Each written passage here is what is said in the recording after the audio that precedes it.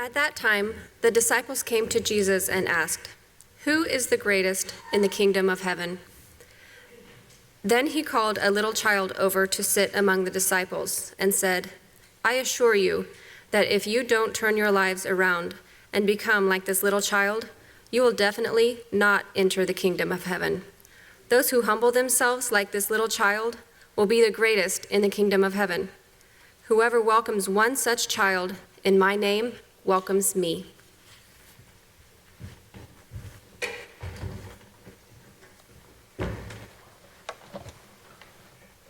So let's start this morning by reconnecting with the little child that is within each of us.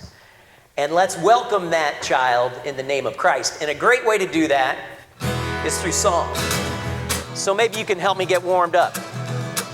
That's it. Martha, I see you grooving. That's nice. Come on, everybody, now clap your hands. That's it. Go ahead. Put your hands together. You got it. Come on, everybody, now clap your hands. Excellent. All right. Now try this move. Come on, everybody, now stomp your feet. Come on, everybody, now stomp your feet. That's it. Stomp your feet and clap your hands. Everybody sing, everybody dance, let's rock. Everybody, let's rock. Everybody, let's rock. Right here in the pews at Colonial Church, right here on the corner of 71st and Mission Road in Prairie Village, Kansas, where the kids like to rock. And if you like to rock, kids, make some noise. Can you do that with me? Woo! All right. Doesn't that feel good to rock? Oh, I knew you could do that. Well, I love my job, folks. I get to work with kids. And for the last 18 years or so, I have been blessed to travel all over this great country singing songs with kids. And a few years ago, a little boy came up to me after one of my shows, and he was very excited. And he came up to me and he said, "Mr. Stinky Feet, you are the greatest guitar player in the world." And I said, "Wow, thank you, little guy, thank you. And it's clear you're a very intelligent young man and a very good taste. But what that little boy did not know is that I am, in fact, not the greatest guitar player in the world. And there's no way that little boy would have known that I'm not even considered an accomplished guitar player. And he did not know that I taught myself to play the guitar, and when I was 19, I went to the library and got a book. It showed me where to put my fingers on the guitar, and I kind of strung together a few chords, and I've made a career out of regurgitating the same 5 or 6 chords over and over again. But he didn't know that, and all that stuff he didn't know was head stuff. That was all up here, right? But what he did know, he knew here. And through the eyes of his heart, that little boy saw in me the greatest guitar player in the world. I'm not going to dispute him. And through the eyes of his heart, he saw in me a rock star. And that's what's so awesome about kids, is that they have the ability to see life, to see the world through the eyes of their hearts.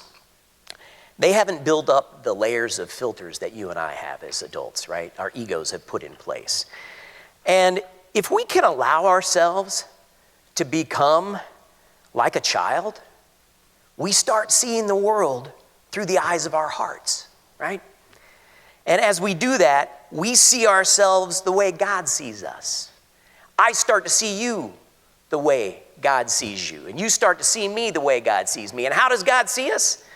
We're rock stars. We're all rock stars in the eyes of God, right? And the grace that we receive from God and the gifts we receive flow constantly. It comes from a divine source, so it never depletes. It's always full. The well is always full. And that, to me, is great. It's like a river that's always flowing strong.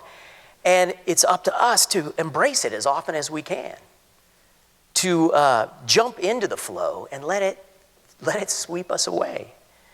And a place to start is to start thinking like a kid and start acting like a kid, too. Kids have the key to relieving the stress that is constantly nipping at our heels. They have the ability to detoxify people, to detoxify situations.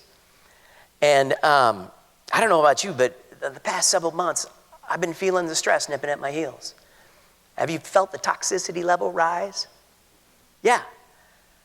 So look to the kids. Kids are masters of this three-letter word right here, J-O-Y, joy, experiencing joy in everything that they do. And through my work with kids, I have come to believe that taking a childlike approach to life, that is being childlike, not childish, there is a big difference. But taking a childlike approach in everything we do will free us from the obstacles, free us from the chains that keep us from entering the kingdom of heaven.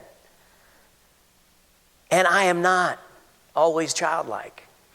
You ask my wife, she'll tell you. My kids, they will tell you. Particularly these past few months, I've been carrying the weight of the world on my shoulders.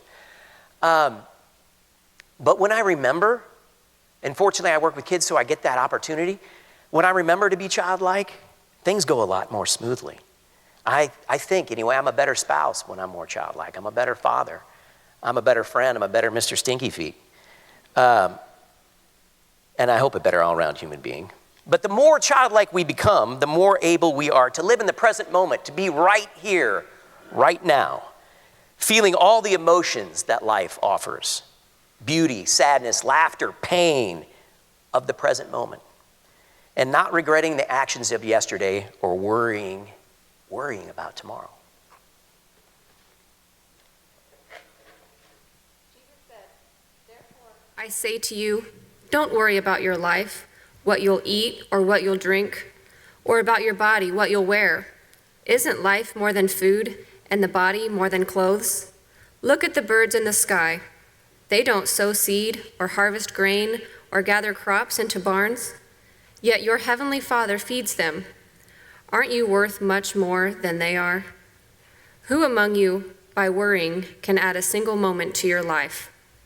Therefore, stop worrying about tomorrow, because tomorrow will worry about itself." I love that. Stop worrying about tomorrow. He said it.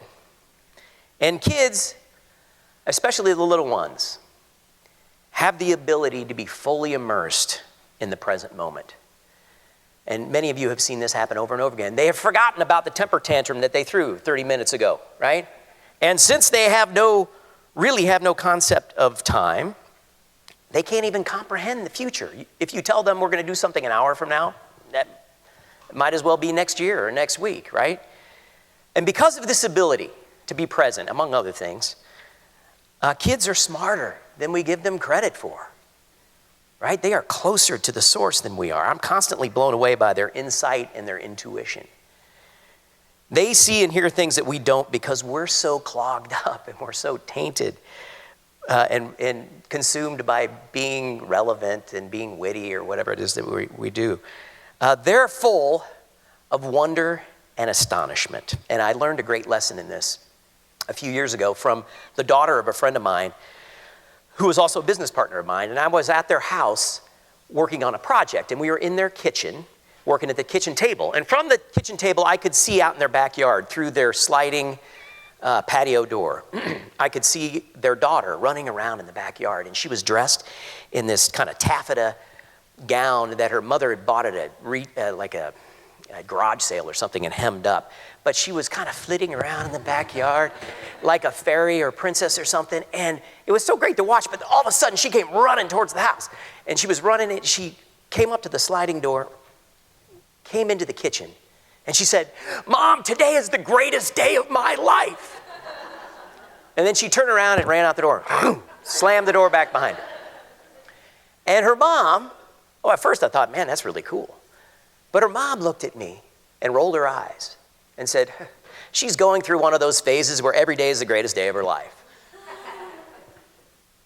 When was the last time that you or I ever had a phase where every day was the greatest day of our lives? For that girl, I guarantee it was every day. And what was she on? Because I was like, whatever she's on, I want to be on it, right? Well, what is she on? She's on wonder. She's on astonishment. She's on joy. Today is the greatest day of our lives. It's the only day we got. And being in wonder requires a certain amount of innocence that adults are unwilling to accept. And thinking and acting like a kid takes practice. So there are a few lessons that I've learned from kids that I want to share with you today. And they're lessons that you may have learned already. Hayden, we got the next slide? That's all right. These are just a few lessons I've learned. I often say children are wonderful, full of wonder, right? So watch them, listen to them, learn from them. Often as adults, we discount the presence of a child or what they have to say, when in fact, they are often the wisest person in the room. Next one. Kids are great at smiling, particularly babies, right? Just smiling at whatever comes in their view. That's a great gift. Try this one. I haven't been very smiley or laughy lately, but try this one. You'd be surprised what happens when you smile. You get a smile back. Recognize the humanity in others. We're all beautiful. We're all handsome. I learned this gift from my daughter, Lyda. Before joining Colonial Church, we went to a Catholic church. In the Catholic church, they have communion every Sunday. And people actually get up out of their pews and go get it and come back. And so we used to sit up close, and Lyda would sit there and watch everybody walking past as they received communion. And I would notice, one Sunday I noticed her mouth was moving. She was going, so I leaned in and listened to her, and she was saying, beautiful, beautiful, handsome, beautiful, handsome, beautiful. I said, what are you doing? She said, all the women are really beautiful and all the men are really handsome. And I was like, really? Because I'm not getting that. Because what do we do as adults, right? We said, well, he's put on some weight, or what is she doing here with him? Or why is he going to communion, right? But we're all beautiful, we're all handsome. Another thing that kids do well is accept compliments. What happens when you go to a young, particularly a little girl, and say, wow, that's a beautiful dress you have on? What do they say? I know, right? You're like, duh, of course it's beautiful. Yes. Now, we can't get away with that as adults, but what we can say is, thank you. Thank you. Own your awesomeness. Let your light shine, right? And the way to be, I think, more childlike is to take ourselves less seriously. Man, I do this. I take myself way too seriously. But what reminds me is my name, Mr. Stinky Feet. That's a name I did not come up with. People started to call me that. The kids started to call me that. But what a great gift. You can't take yourself seriously with a name like that. And we've all got stinky feet. And the next one. I once asked a young girl why she liked to dance. She was just dancing really crazy. And she said, I dance because I can't help myself. And I thought, what a great reason to do anything in life, right? Because you can't help yourself. I mean, keep it within legal boundaries and keep it reasonable. But dance because you can't help yourself. And to take it a step further, love because you can't help yourself. Kids do that really well too. They just love, right? And it reminds me of C.S. Lewis often said, I pray because I can't help myself. And I love that double entendre. I pray because I can't help but pray. But also I pray because I can't help myself. I need God's help as well. So I believe that as we let go and practice being a kid, and as we welcome the child within us, our gifts naturally bubble to the surface. Our purpose in life becomes clearer. And we will know what is ours to do, and we'll know when it's time to do it.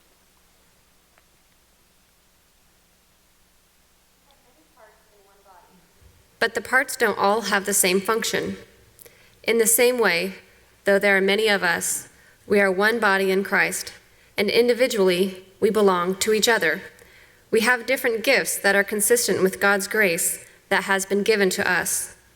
If your gift is prophecy, you should prophesy in proportion to your faith. If your gift is service, devote yourself to serving. If your gift is teaching, devote yourself to teaching. If your gift is encouragement, devote yourself to encouraging. The one giving should do it with no strings attached. The leader should lead with passion. The one showing mercy should be cheerful. So, what's your gift? We've all got a little light, and it's our duty to let it shine, right? Should we hide it under a bushel? No. You are a child of God, and hiding your light under a bushel doesn't serve God and doesn't serve the world. Regardless of our gifts, though, I believe that our chief purpose in this life is joy. And we were created for joy. And joy is a choice. You can either choose it or not choose it. It's the nice thing about it, it's always there. It's always there for you to choose or not to choose. And I'm not saying it's easy, but it's there. And you can choose joy regardless of your circumstances.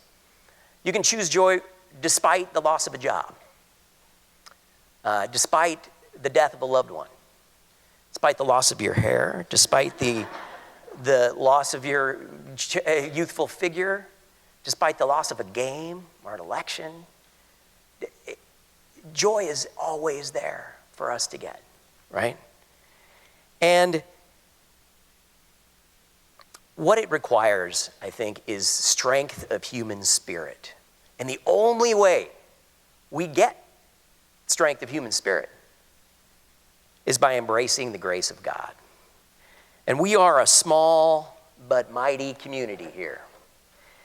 And when we combine our gifts together, we are powerful beyond measure. As we let our collective light shine here, we give permission to others to let their light shine. We are stronger together. And so we've got to stick together in good times and when times are challenging. And I've got a song to finish today. This is a song that is kind of important in our family. This came from a time when our younger daughter, Willa, was in the pediatric ICU after a serious accident that threatened her life. And our older daughter, Lyda, helped me write this song, and this has become Willa's song. It's called Let's Stick Together.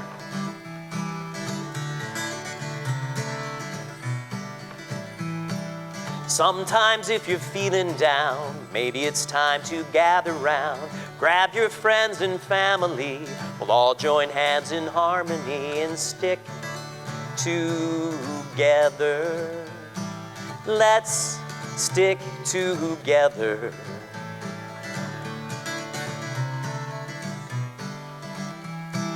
If you're ever feeling blue, here's one thing that you can do. Crawl right up into my lap, read some stories, then take a nap, and we'll stick together. Let's stick together. Every now and then the days get tough, and you feel like you've just had about enough. Well, I know you'll be fine every time we are near. I'll be standing by your side.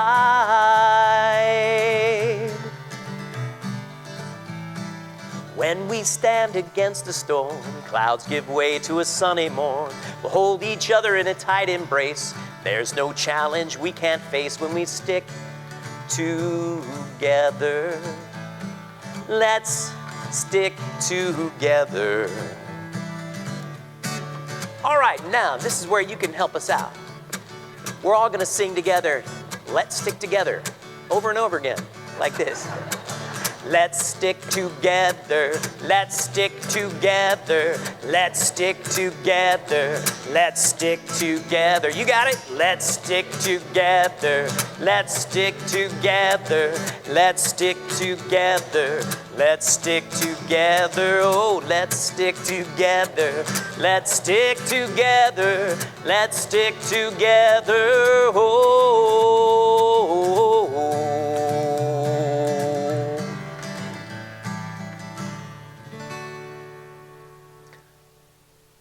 So let's stick together, because together we can blossom.